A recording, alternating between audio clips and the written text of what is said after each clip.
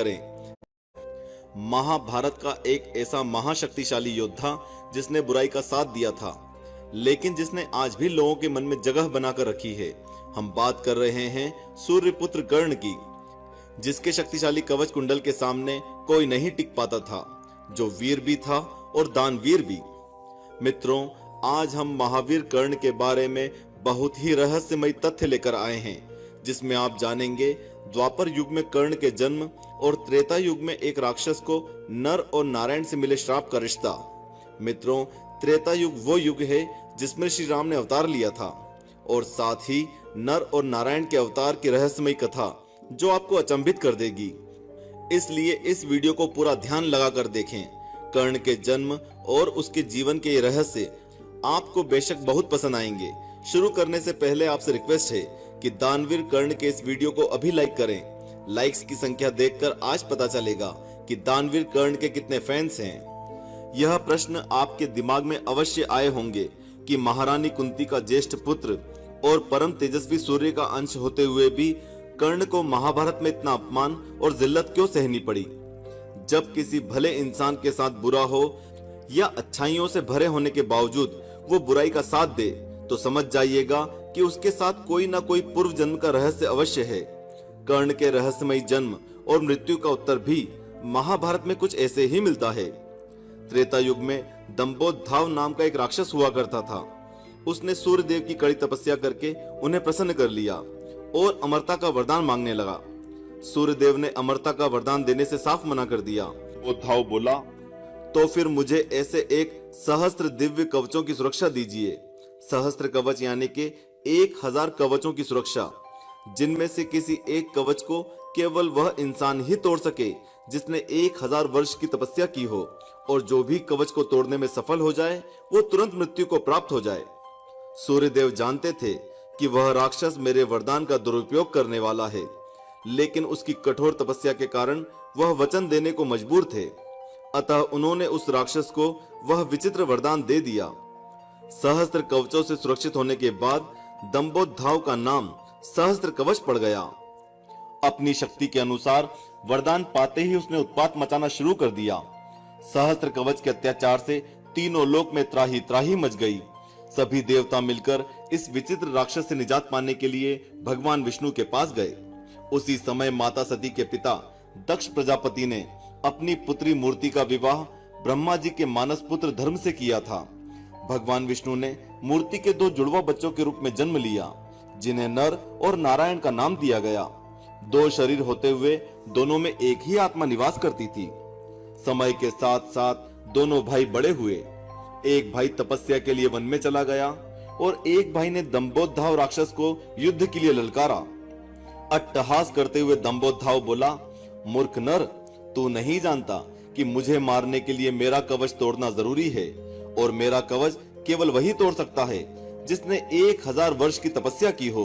ऐसा मुझे सूर्य देव का वरदान है। नर ने बड़ी ही विनम्रता से मुस्कुराते हुए कहा, तू भी नहीं जानता कि हम 2 भाई हैं और हमारी आत्मा एक ही है।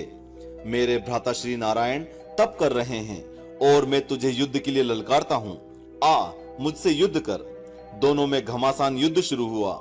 दंभोदधाव को देखकर यह आश्चर्य हो रहा था कि नारायण के तप के साथ नर की शक्ति बढ़ती जा रही थी।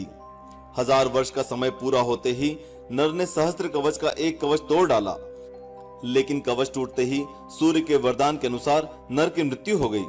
तभी नर का भाई नारायण अपने भाई को मरा देखकर सामने से दौड़ा चला आया।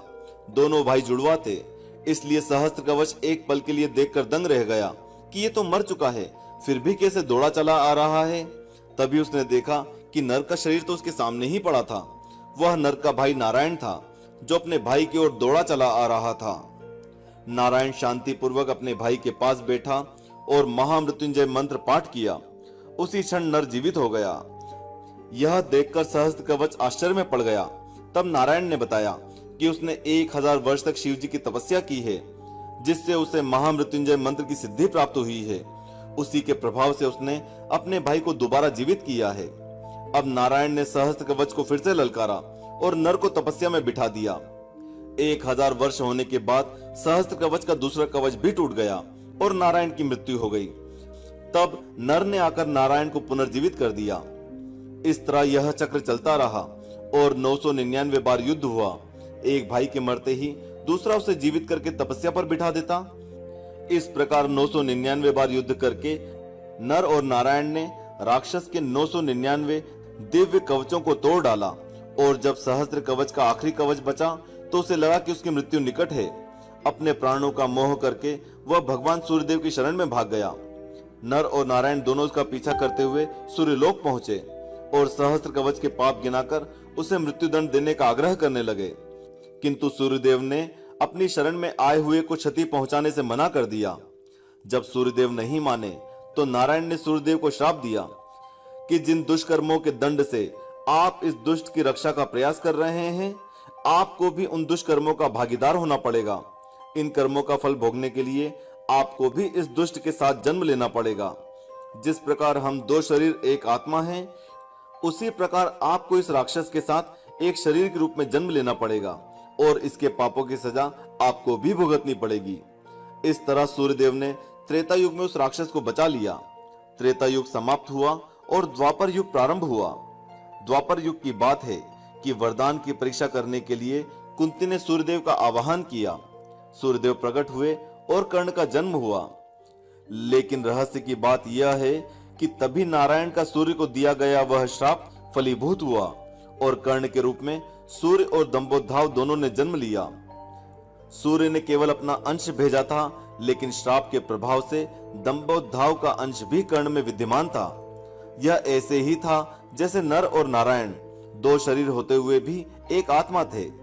उसी तरह कर्ण में सूर्य और दंभोद्धाव दोनों की आत्मा अंश रूप से विद्यमान थी। दूसरे बड़े रहस्य की बात यह है कि त्रेता युग के नर और नारायण द्वापर में अर्जुन और श्री कृष्ण बने। सूर्य के अंश के कारण कर्ण परम तेजस्वी और वीर थे, जबकि दंभोद्धाव के अंश के कारण ही कर्म फल के रूप में उसे अन्याय और अपमान सहना पड़ा। कर्ण का कवच वही आखिरी 1000वां कवच था जो दंभोद्धाव के पास युद्ध के दौरान से बचा रह गया था। यदि अर्जुन उस कवच को तोड़ता तो उसी क्षण उसकी मृत्यु हो जाती। यह बात इंद्रदेव को पता थी, इसलिए उन्होंने पहले ही कर्ण से कवच और कुंडल मांग लिए थे। क्योंकि कुंती ने अर्जुन को जन्म इंद्रदेव के वरदान से दिया था। तो देखा आपने कैसे इतना सक्षम, विद्यावान, दानवीर और महाबली होते हुए भी पूर्व जन्म के पापों के कारण किस प्रकार कर्ण को सारा जीवन यातनाएं और अपमान सहना पड़ा, और जो महाभारत के युद्ध में अपराजित था उसे अंत में मृत्यु को प्राप्त होना पड़ा। इस कहानी से हम सभी को सदैव अच्छे कर्म करने की शिक्षा लेनी चाहिए और अपने जीवन में कभी पाप नहीं करना चाहिए। इस वीडियो को लाइक जरूर करें और कमेंट बॉक्स में अपने विचार जरूर लिखें। ऐसा करने से यह खूबसूरत संदेश करोड़ों लोगों तक पहुंचेगा। बोलो नारायण भगवान